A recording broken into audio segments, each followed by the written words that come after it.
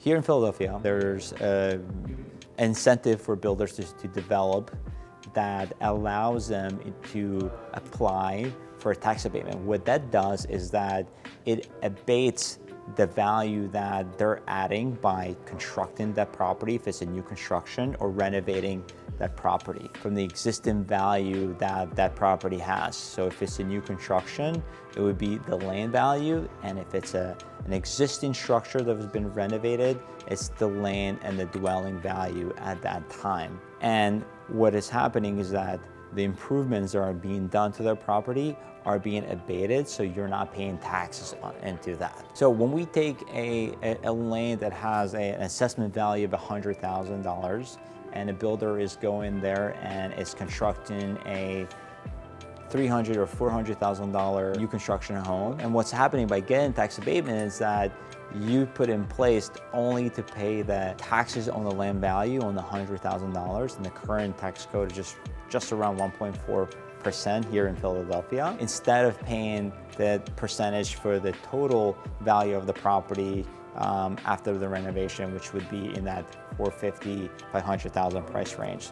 And just knowing that home buyers, when they're buying new construction, they can be saving thousands of dollars a year just by taking advantage of that. This also helps builders when they are applying for tax abatement, especially if they have a longer project that can last a year or 2 years, is that by putting that tax abatement in place, it actually helps them too with the carrying costs till they take the property from start to completion and to actually delivering that to future home buyers. One thing to note is that when you hear tax abatement, it doesn't mean that you're not paying any taxes, right? That's just really just a misunderstanding for a lot of home buyers. There's definitely a tax that you need to pay, and that could be, it's going to be much lower than what it would normally be for the market, but there's still something that you need to pay.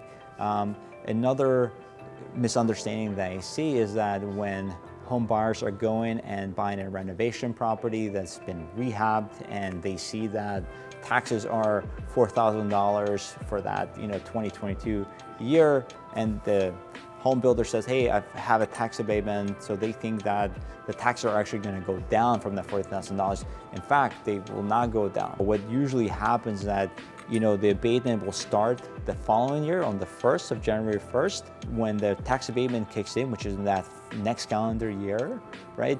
We will not have to pay that appreciated value, right, in the taxes, because they would be abated, so the taxes would remain around there.